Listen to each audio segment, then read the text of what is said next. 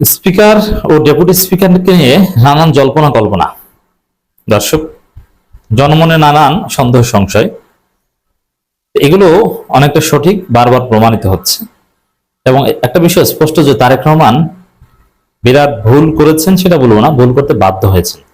কারণ স্পিকার জনাব হাফিজউদ্দিন আহমেদ বীর বিক্রম এবং ডেপুটি স্পিকার জনাব ব্যারিস্টার কায়সার কামাল, এই দুইজনকে তারেক রহমান ইচ্ছাকৃতভাবে নিজের পছন্দে, কোনো গণতান্ত্রিক পদ্ধতি তো নাই, যেমন গণতান্ত্রিক পদ্ধতি হতো যে বিএনপি ডিসিশন মেকিং বডি, তারা যদি কোনো ভোটাভুটি অথবা আলাপ আলোচনা ভিত্তিতে অধিকাংশের মতামতের আলোকে একটা প্যানেল করতো, নাম প্রস্তাব করতো যে তার আলোকে স্থায়ী কমিটির সদস্যরা অথবা বিএনপি নির্বাহী কমিটির সদস্যরা আপনারা কাকে চান, অধিকাংশ বিএনপি ডিসিশন মেকাররা যাকে চাইবে তিনি স্পিকার বা ডেপুটি স্পিকার হবেন। এটা হচ্ছে গণতান্ত্রিক প্রক্রিয়া। সব জায়গার গণতন্ত্র একদম রুট লেভেলে যাওয়া না, পার্টির ফোরামের মধ্যেও গণতন্ত্র চর্চা এটা জরুরি। এরকম কিছু না, তারেক রহমানকে শুরুতেই বিএনপি শেখ হাসিনা বানিয়ে দিয়েছে কিভাবে, যে আপনি যা বলেন। তারেক রহমান যদি গণতান্ত্রিকভাবে সিদ্ধান্ত নিতেন তাহলে এই প্রশ্ন আসতো না। তিনি সিদ্ধান্ত নিয়েছেন একদম ব্যক্তিগতভাবে, কিন্তু ব্যক্তিগতভাবে মেজর হাফিজ কিংবা ব্যারিস্টার কায়সার কামালকে স্পিকার ডেপুটি স্পিকার বানানো তারেক রহমানের ব্যক্তিগত পছন্দ ছিল না। যদি ব্যক্তিগত পছন্দ থাকতো তাহলে এই দুইজনকে মন্ত্রী বানাতেন না। এখন মন্ত্রী বানিয়েছেন, তারপরে মন্ত্রণালয় থেকে উঠিয়ে এনে কয়েকদিন পর মন্ত্রণালয়ে ঠিক মতো বসতে পারেন নাই, অনেক পেপার ফাইলে রাখা, হঠাৎ করে দেখলেন যে মন্ত্রণালয় মন্ত্রিত্ব শেষ, আরো বড় কিছু পেয়েছেন, মন্ত্রিত্ব শেষ, দল থেকে পদত্যাগ করো, মন্ত্রিত্ব থেকে পদত্যাগ করো, এখন তোমরা নির্দলীয় স্পিকার। তো এটা যদি তারেক রহমান প্ল্যান থাকতো তাহলে এভাবে ওভারল্যাপিং করতেন না বা হতো না। আমরা আগে থেকেই বলেছি যে স্পিকার এবং ডেপুটি স্পিকার নির্বাচন এটা কোনো গায়েবী ওহির ভিত্তিতে তারেক রহমান করতে বাধ্য হয়েছেন। যেরকম গায়েবী ওহির ভিত্তিতে পররাষ্ট্রমন্ত্রী বানাতে বাধ্য হয়েছেন ডক্টর খলিলুর রহমানকে, ঠিক তদ্রুপ গায়েবী ওহির ভিত্তিতে স্পিকার এবং ডেপুটি স্পিকার নির্বাচন করতে বাধ্য হয়েছেন জনাব তারেক রহমান। এটা বিরাট ভুল করেছে। কেন ভুল করেছেন দেখেন, দুইটা বিষয় বলি। এমনকি এই যে মানুষ কিভাবে দেখছে, বাংলাদেশের মানুষ যে কতটা সচেতন এবং কতটা ট্রল করতে জানে এটা বুঝবেন সামনে। মাননীয় স্পিকার জনাব মেজর হাফিজউদ্দিন আহমেদ বীর বিক্রমের স্ত্রী মারা গিয়েছেন। আমরা দোয়া করছি আল্লাহ তাকে জান্নাত নসিব করুক, তার ভুল ত্রুটিগুলো ক্ষমা করে দিক। ইন্না লিল্লাহি ওয়া ইন্না ইলাইহি রাজিউন।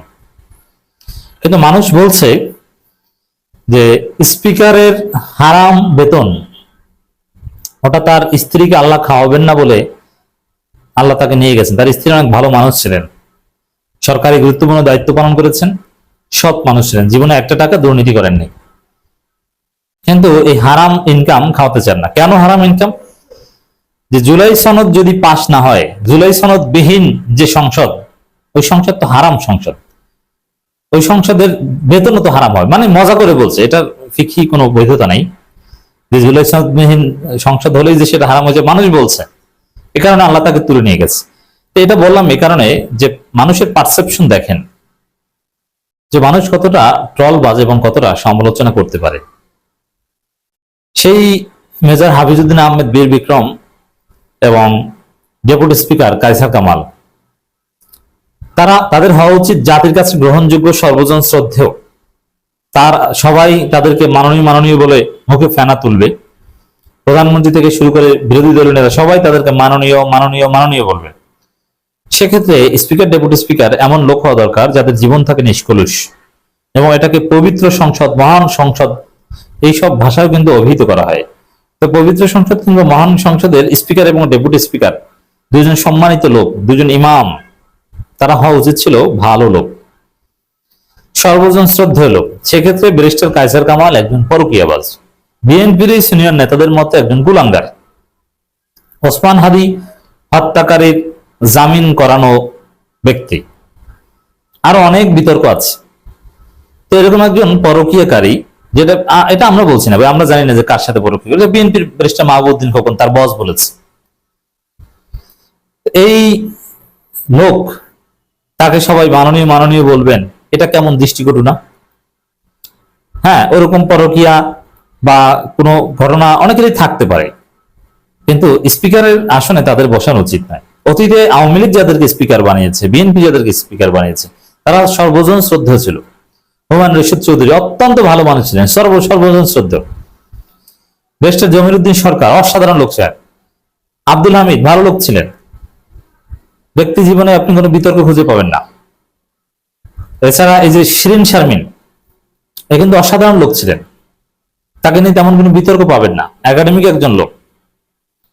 তো দর্শক, স্পিকার, এই ডেপুটি স্পিকার, এই পদ দুইটা এভাবে পবিত্রতা রক্ষা করে আসছিল আওয়ামী লীগ বিএনপি উভয়, কিন্তু এবার এসে বিতর্কিত করা হলো ব্যারিস্টার কায়সার কামাল আর হাফিজউদ্দিন আহমেদ বীর বিক্রম।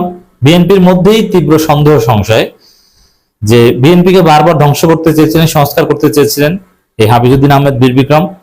এই লোক আবার তারেক রহমানকে শেষ জীবনে এসে আর একটা ক্ষতি করে তারপরে বিদায় নেবেন, পরপরে চলে যাবেন। যাওয়ার আগে মানে কেমন যেন তারেক রহমান আর মেজর হাফিজ একসাথে যায় না, কিছুদিন পর আবার ঝামেলা বাঁধে। তো স্পিকার সংসদ চালাতে যে এমন কিছু করতে পারেন যে তারেক রহমানের সাথে ঝামেলা বেঁধে যেতে পারে, বলা যায় না।